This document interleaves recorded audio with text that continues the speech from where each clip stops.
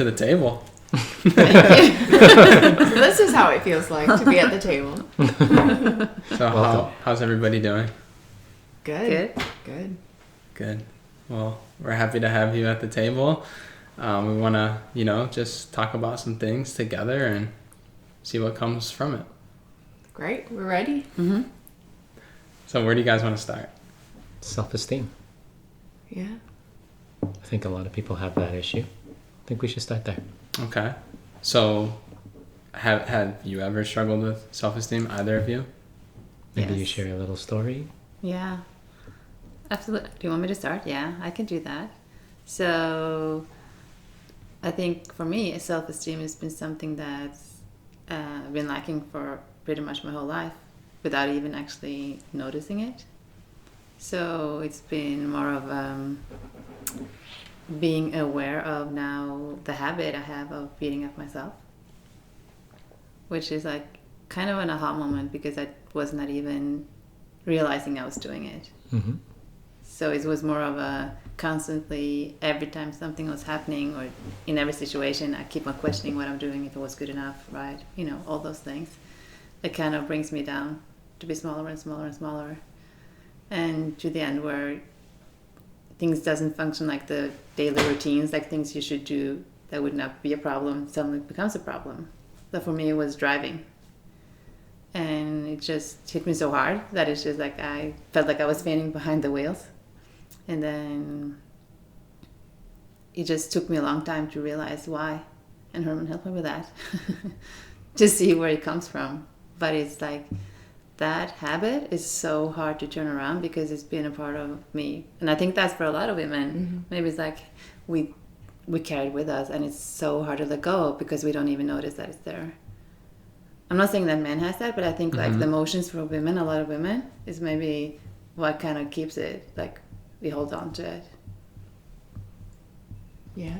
And for myself, for sure, like I know I've suffered from low self-esteem for a long time. And growing up, like even I think my earliest moments of, being told I wasn't good enough was probably when I was 4 years old, right? And it just was ingrained in me that whatever I did wasn't good enough. I was never smart enough. I was never pretty enough. I was never popular enough. So I just heard that that thought and that voice, I just heard it in everything that I do and in every event in my life. Even if I won an award or even if I did something great, it just never felt like it was real, and it felt like I didn't deserve it. It was just by a fluke that I got it. And I feel that it was only a few years ago that I had even acknowledged that, that I had low self-esteem, because I hear a lot of the term, a lot of people say, well, fake it till you make it, right? And I don't know how you feel about that, but I think a lot of my life, like I was just faking it. And afterwards you just become so tired of faking it because it just becomes this big burden and this baggage that I carried around with me. So definitely low self-esteem was something that, I've been working on for a long time. And I feel that I can speak about it more now and being more open and sharing that with other women and other people, hoping that my experience would support them as well. Absolutely.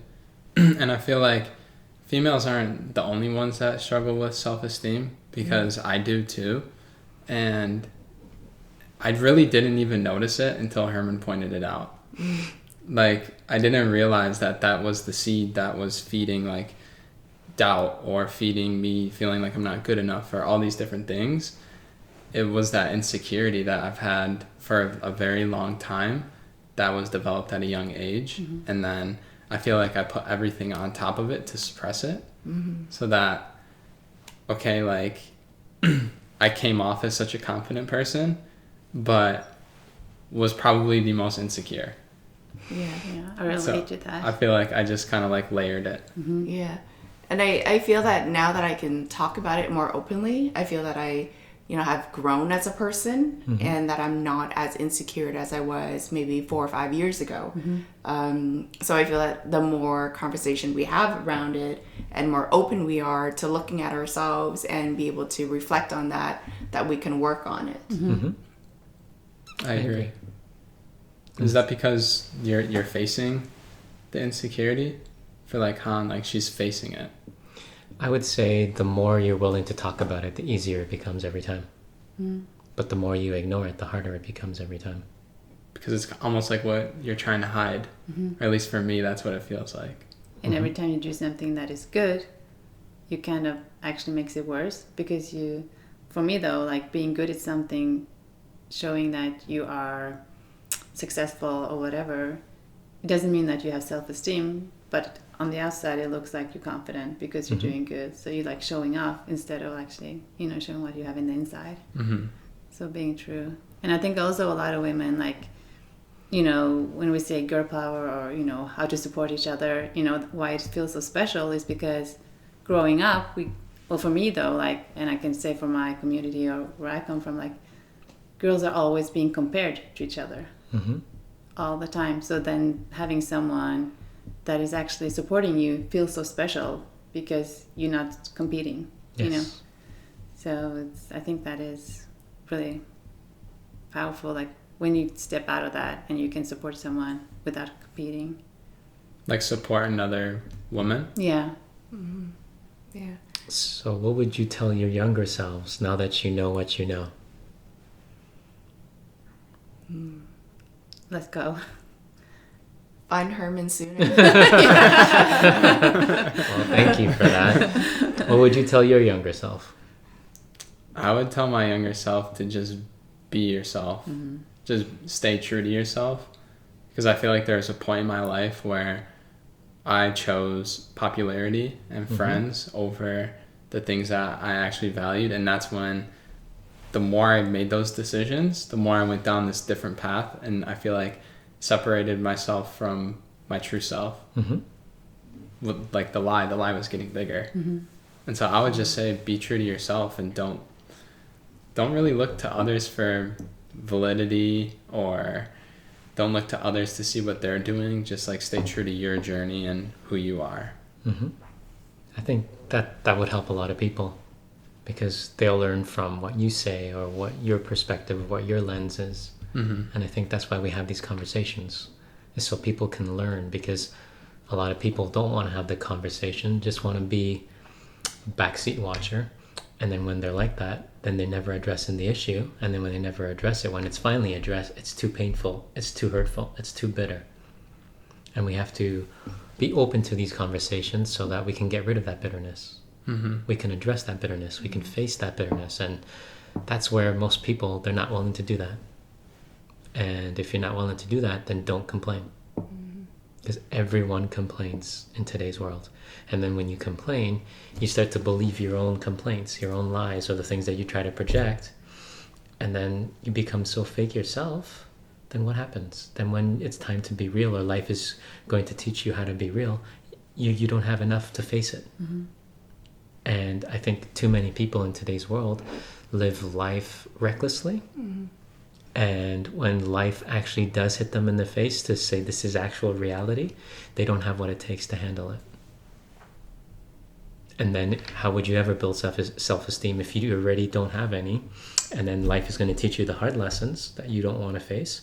Then how you would ever build yourself up? How do you ever build those qualities to build that character? And so I think a lot of people need to, wake up. So where does that start from? Is it different for everybody, where the lack of self-esteem comes from? Okay, so or is there common themes? So think, what does every single person want? What do you want? To be loved, valued, appreciated. Okay, what do you want? Happiness, joy. What do you want? Yeah, it's like thinking happiness and peace. Yeah. Everybody wants to be happy. But the problem is they're trying to attain something that's always fleeting. When you're happy in that one moment, say you did very well on a test. Let's say you acquired something. Let's say you got a promotion. Let's say something very well happened. that moment happens, you celebrate that moment, but you can't keep that moment going very long because life keeps going on. So it's like they say in sales, you're only as good as your last sale. So they always have to continue to get more to build that up. Otherwise, if they don't make anything. And so when we think about happiness, we have to understand we shouldn't necessarily have the target called happiness. It should be called fulfillment.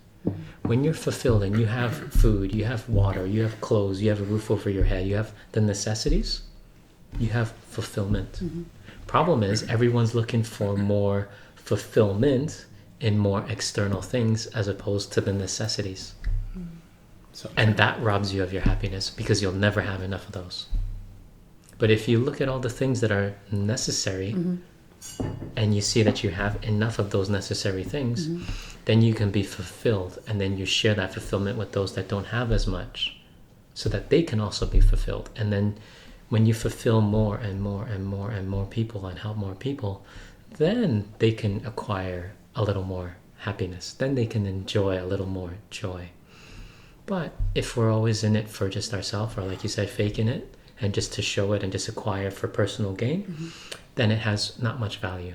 But if we acquire things not for personal gain, but acquire them so that we can learn how to distribute it, how we can share it, how we can grow that, then you use it for the right reason.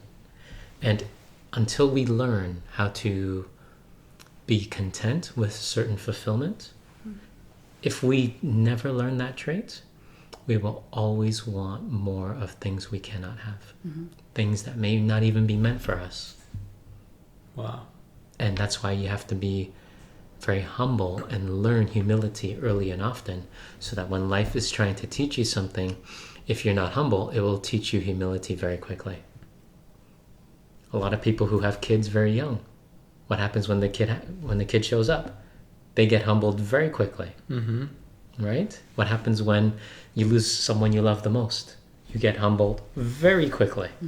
Right? So that's why you have to make sure you maintain that humility and then grow the necessary skills around your talent so that you can be prepared, so that when life takes that twist, you're ready and you're strong enough to handle it.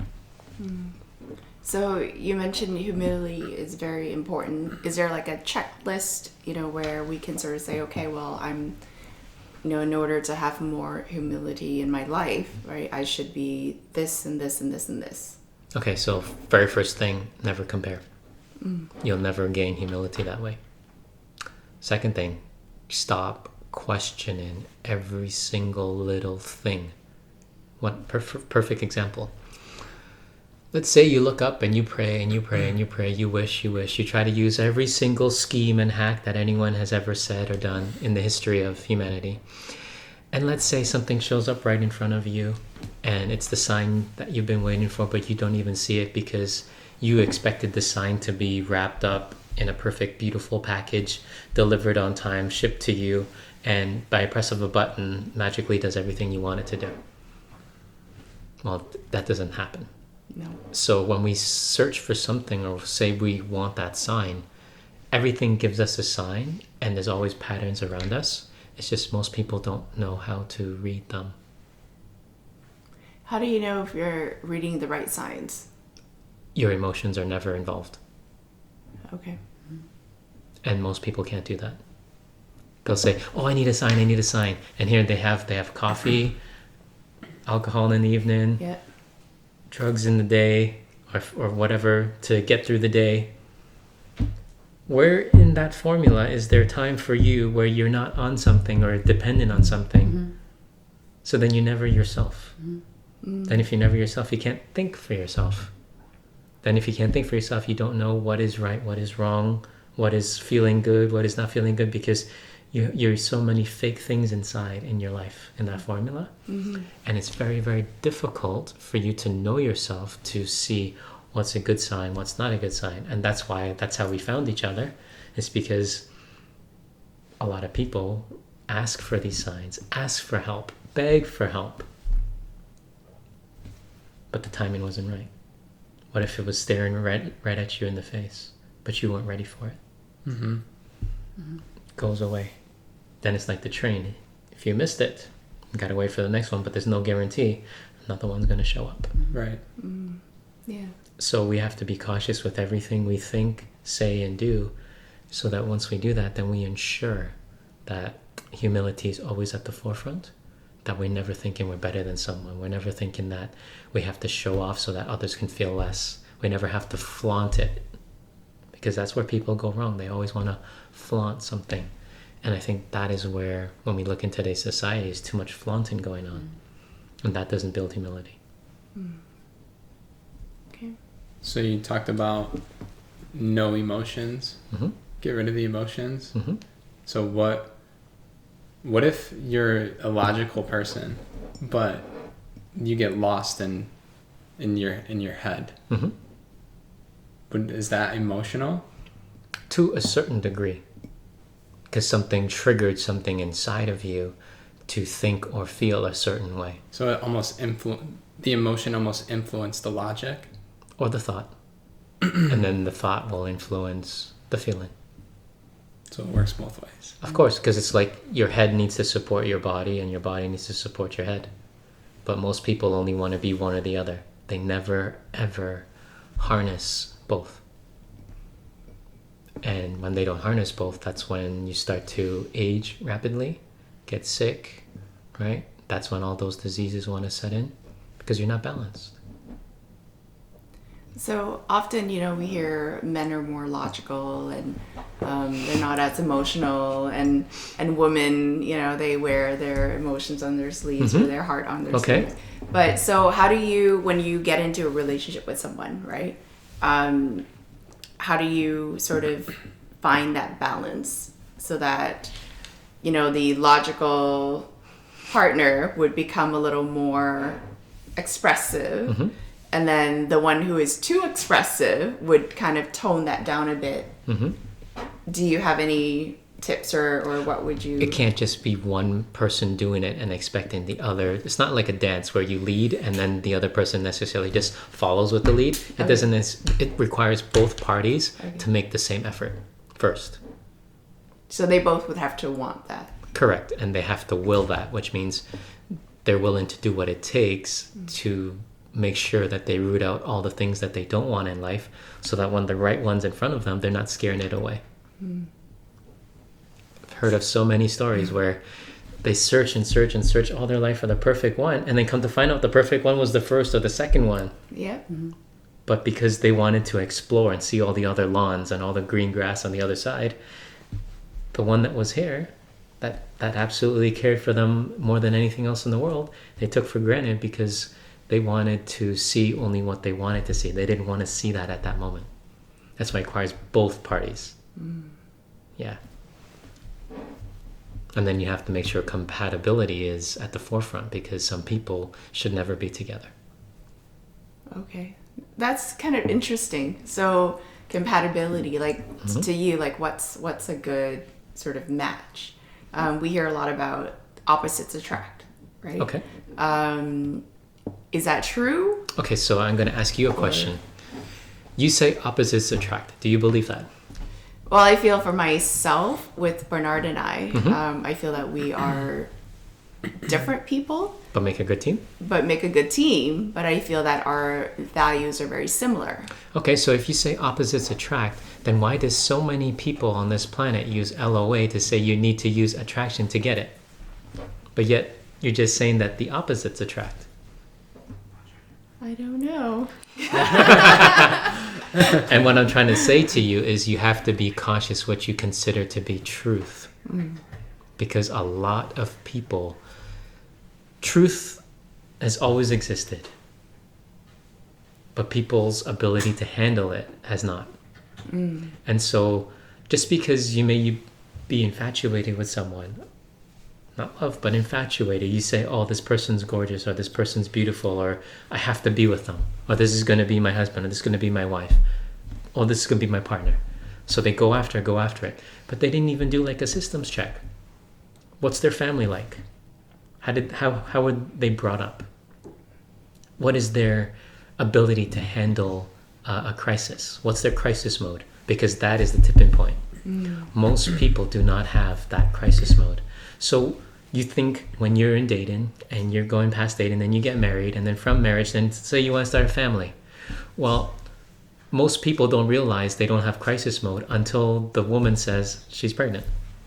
Then crisis mode tries to be found and kicked in, and then it's too late, because then you start to see the true colors. Are they going to actually show up and be there? Are they going to stay? Are they going to be responsible? Are they going to do things behind your back? Are they going to do things that only benefit them and not for the benefit of the family? Because if they don't have crisis mode, that's what they do. And in relationships and compatibility, you have to make sure both partners have that mode, that crisis mode, ability to problem solve crisis very quickly and early. Otherwise, it's like you take a little match and you just throw it down. It can burn down an entire forest. Just one little match. Yeah.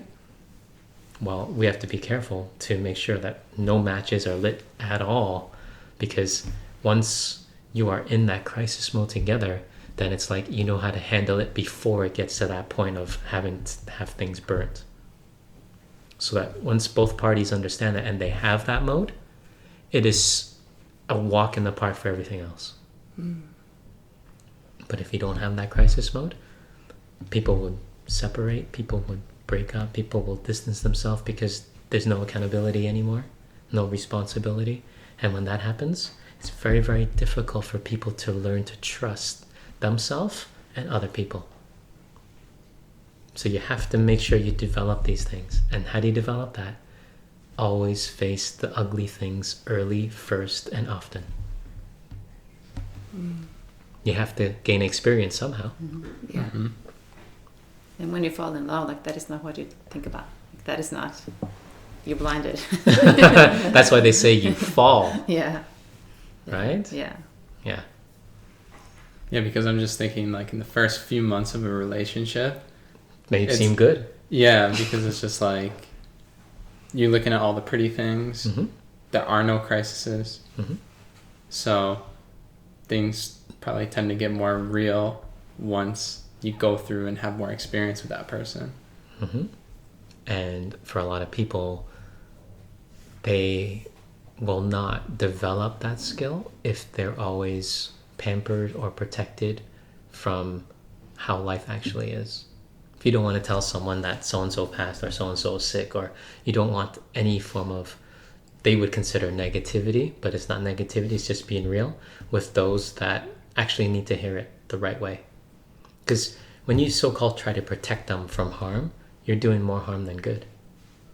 Life is not meant for us to just protect everything so that no harm can come to someone. How would they develop character? How would they develop the backbone? How would they develop the experience to handle harder things in life? They would not. They will not. And then they become entitled. But I relate to that I do that. Because you want to save them, right? Like you want to protect them from the mean things or the bad things. But did your parents protect you? No. I don't think so. No, they did not. I don't know where that comes from. Like, I don't know why. But you're okay, right? Yeah. So yeah. Why would we do something like that? No. And yet you're okay. Yeah. She's okay. Yeah. He's okay. But it's interesting. I see the pattern in so many women that I know also about, like you say, like you think it's loving or you think it's good for them, but actually you're doing them more harm than good because you're not preparing them for maturity. Yeah. For the next phase. But it's like you want to just please her or just to have it. And I see, so like in my family too, like I see so many of the women doing that. Like it's like a misunderstanding of what actually love is. And how to express it. Just buying everything and protecting everything from everyone. That's not necessarily love. Because when you spoil them and they become rotten and they become entitled and they take everything from you, you would regret the upbringing. Yeah. But I'm saying also not only for children, but I'm thinking also for the grown-ups too, like for people around me. Like that's what I do. Like that has been, and then I get, in the end, I just like feel like getting drained of it because there's nothing left. Correct. Yeah. So is it possible for us to sort of, now that we know better, so for myself, right, now that I know better, and let's say a relationship in my life where the individual has been spoiled, and they don't take responsibility. So how hard would it be for me to support them in that?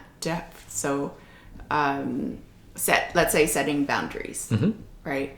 So saying, that I will no longer accept your irresponsibility. I will no longer allow for your actions to affect me. Like, how is it possible for that person to change?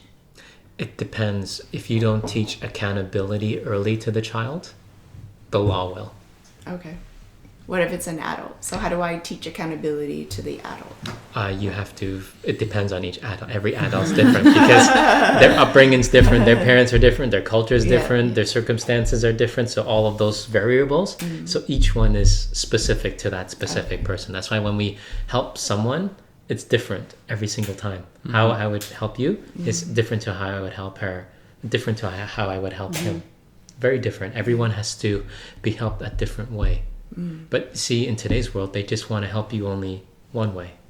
Do it just this way, that's it. And it doesn't work like that, because if everyone's different, have different likes, dislikes, all these different things, then you have to help specific to the person.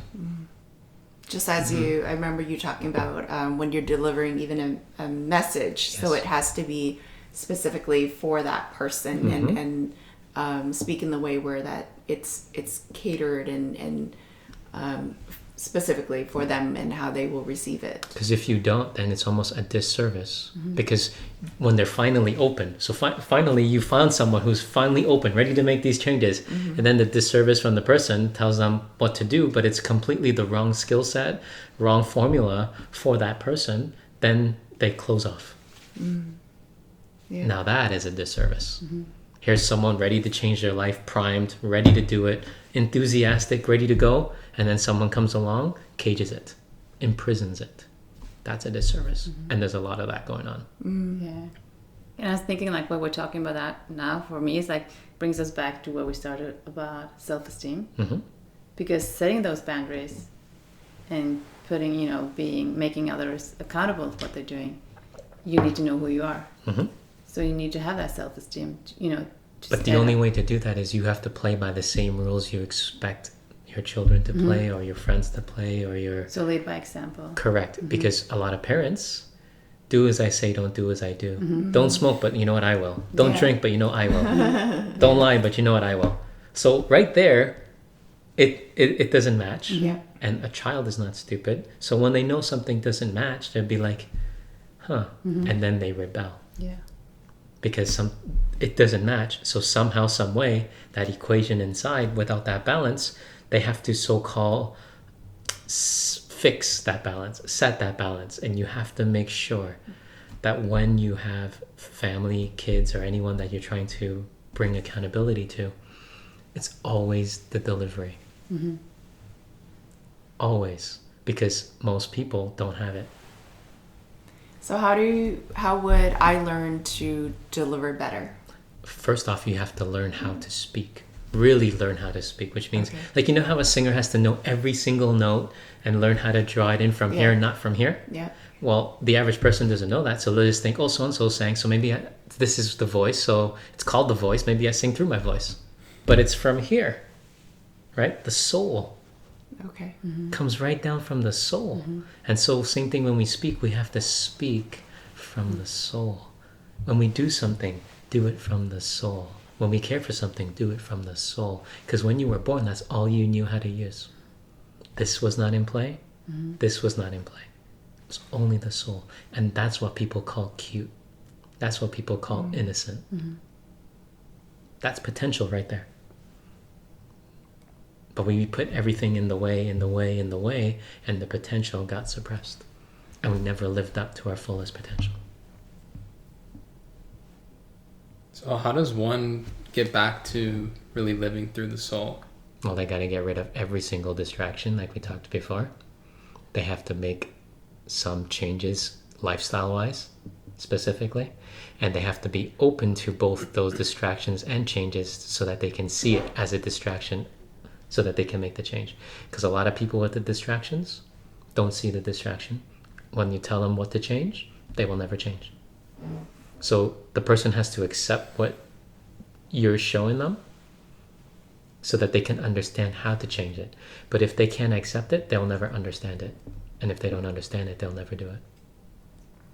Which is why the delivery is so important. Must be delivery. So I gave you a perfect example before, and I think we should share here, if that's okay with you.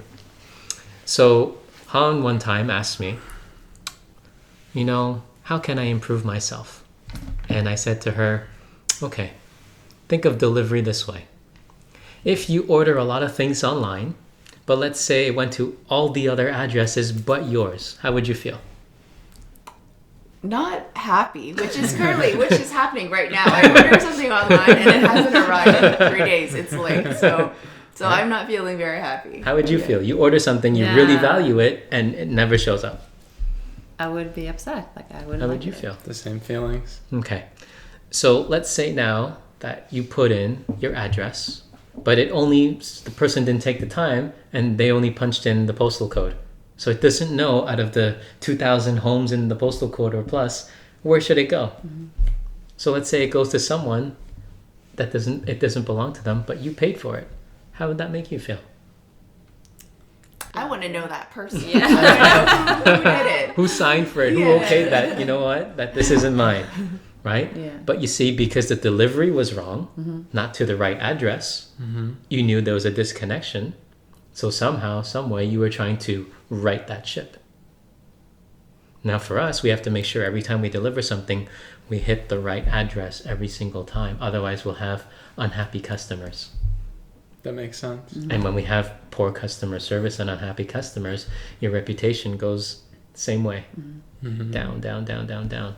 And it's very difficult for us to learn to deliver better if we don't value that address every single time, that experience every single time. Mm-hmm. So when we say something, we have to make sure it's right for the moment, it's right for that individual, and it's also right because it had to be said because it was honest and truthful. But if we say whatever we want, we just want to talk about things that divide us, like politics, right? Money, religion, talk about all the things that really don't necessarily matter in this scope, then how are we going to build the community? How are you going to build the unity? And then if you don't have that, then you will always try to individualize yourself and think that anything that is shipped should only go to your house. And that's entitlement. When it should say, no, this has the right address. I will deliver it exactly to the right address, and I'll do so in the most professional manner. Have you heard people that speak or call themselves a guru or master, and they want to shout, scream, talk down to you, think that that's how they're going to invigorate your energy, all this nonsense. And then when you leave, you left with nothing. In fact, you were in actually more debt than when you went in. So it's like, well, we have to stop that and say, we're going to give substance now to make sure, like, when we deliver it, you walk away with something. You walk away with something you can use, actionable, so that once you have that actionable intel, that is when you make the change. Right? It's like when you look at a lot of like Army, you look at a lot of Air Force, they have actionable intel. They have to have actionable intel before they're allowed to go to the chain of command to give them the permission to act. Well, why do we not do that for our thoughts and our own actions? We just say whatever we want, do whatever we want, and then the delivery is always wrong. So if the person is very, very quiet and very, very subtle and calm and to themselves, introvert, do you think that style of yelling at them and really being boisterous is going to work? No. That's why each person has to understand what the other person's going through. And that's why you have to develop your gifts, so that once you develop those gifts, then you know how far you can push them, what line you cannot cross, what maybe you should focus on, what you should maybe not touch on. Because a lot of people, when they're in this so-called fertile state, and they say that they need help and they're finally there, you got them there. Then all of a sudden, you scare them away, and then they seal that door shut forever. And that's a disservice. Something that resonated with me is delivering the message at the right time. because previously I would just, if I think of something, like I would share it whenever like the thought comes, instead of really filtering it and thinking like, is this the best time that I could, bring this up or say this? And then sometimes it's like I go in too hard, And too you're scared. soon, too often, and then the other person just shuts down. I've done that. Yeah. So how do you, find the right moment or know it's the right moment? Or, as we grow and as we become better, we want to share it with the world. We want to share it with the people we care about. So for myself, like, how do I know, okay, I'm sharing too much or too strong, too fast, too hard, right? Well, they'll tell you. Yes. But you need a lot more experience. So a lot of people, they talk too soon, as opposed to, let me get it just a little bit more experience so that when I finally do share with the right person, I can get them to go through that door. I can get them to jump over that hump, get them to dodge that pylon. But if I do it too soon, then all the person's going to see is more pylons, more curves, more obstacles, as opposed to if they saw you do it more often, and then you had exactly the right words to back it up at the right moment, that's when they start to believe in you. It's all about the belief. Instilling belief in yourself so that you can instill belief in others.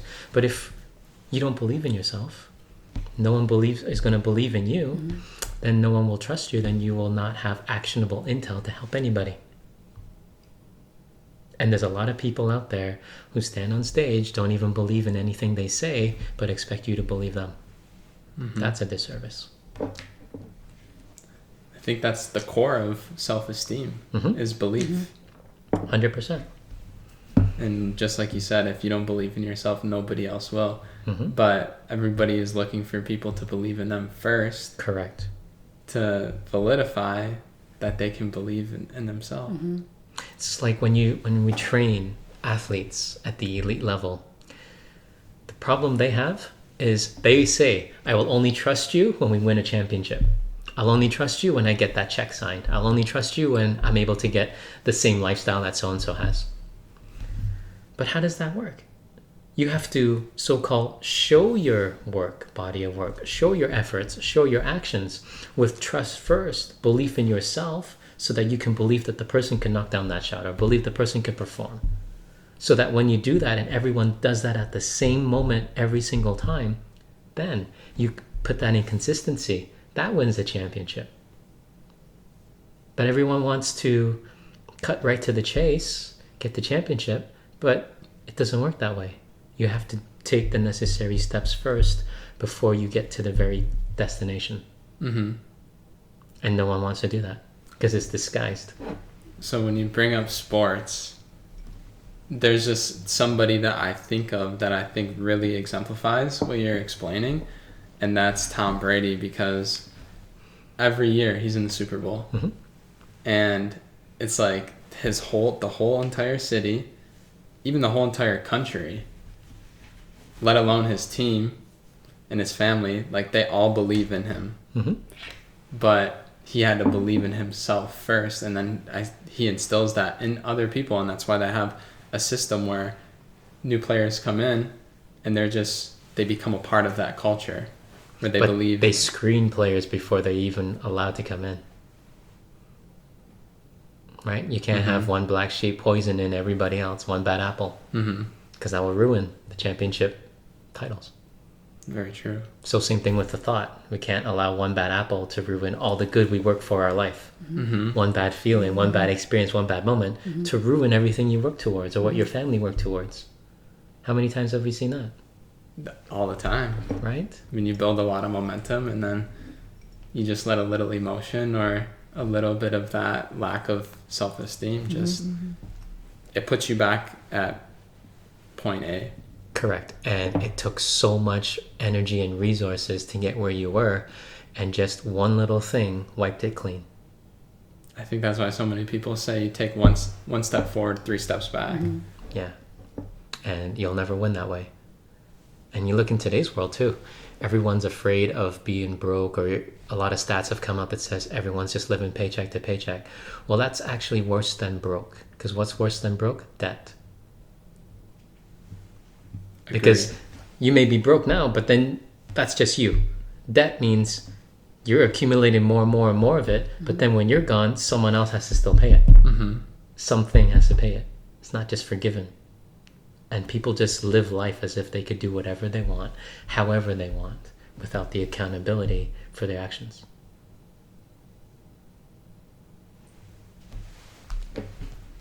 Very true. Yeah. But I'm thinking, like, just bring me back to when you were saying believing in yourself. So it's like, I think I shared that once with you, like, even saying that I believe in myself, I feel guilty saying that. In a way, like loving myself, or, you know, that you should love others more before. You know, it's like, I don't know if that is like a female thing or what is it, but it's just more of a, so in Norway, where I'm from, like, we have a law that's called Janteloven, which says, like, don't believe that you're somebody, or don't believe that you're better than someone, which is okay though, but it's like, everything is like more or less like breaking you down so that you will fit into the society so that they can rule you, so to say. Like, correct. That is like, yeah. And it's just, I think, like, even going to school, like, kind of breaks down your self-esteem, because you have to fit into the box, like, this is how you're supposed to be, you know. And then it's like, believing in yourself means that you take yourself out of that box, so you keep on, you know, like, for me, that's how it feels like, you know. And that is like the habit to turn, to start believing in myself, so others can also believe in me, you know. That is like but it's just, it becomes so powerful when you take it that way. Yeah, I'm not sure if that makes it clear, but it's like, I understand what yeah, you mean. yeah. Yes, I understand. But I'm not sure if that is like for women, or is like more like everyone feels the same way, or it's like a common thing. But it's like, just to be proud of who you are and believe in yourself, like, that is so, like, basic. That is what we all need. And then we talk about that in the book. And a lot of people don't realize how powerful that one little thing is. The beginning, the belief, right? So if we don't have that, nothing would exist. You wouldn't. So a lot of people don't understand this concept, and I think maybe people need to understand this. When we talk about belief, people only see what they want you to see. So when we look at other people and we want to compare, everyone thinks, oh, I need money for this, I need money for that, I need to acquire this, acquire that. But, you know, you acquire those things because you believe that will make you happy. You believe that will fix an unfulfilled gap inside. You believe because so-and-so made you feel insecure. You believe this. And so everything that you spend on is trying to give you belief and confidence. But that's all external. What we teach and what we help people is to learn how to gain it internal. So then when you have it internally, no one could ever take that from you. And when no one else can take that from you, then you share that, and then you teach that, and then you grow that, and then you help others with that. And then when you do that, that is when you learn how to so-called develop people. That's when you learn how to truly develop high performance. Absolutely. So I think we covered a lot. I agree. Yeah. So as we wrap this up, what was your biggest takeaway, or maybe how did you like the table talk? For me, like, I just really appreciate your wisdom as always. And one of my biggest takeaways is actually belief. It's to believe in myself. That's a very good place to start. Because once I believe in myself, I can also support those I love and care about, and make, you know, real changes. I agree. And also about, like, the belief and how it also comes together, you know, with the breath, like we're sharing the things we singing from the soul, like how we always do things from the soul, like with a purpose, because then things will come by itself. You know, leave the mind. Don't use the mind all the time. Yeah. Yeah. I would say the importance of delivering a message, how to do it at the right time, the right moment, and express it in the right way. So that the person who receives it can feel that same joy every single time. Exactly. Well, thank you both for joining, and thank you everybody Thank you. else for tuning in. And we hope to see you on the next episode. Do you have any last thoughts? No, I want to say just thank you for everyone who continues to support us. Thank you. Thank you. Thank you.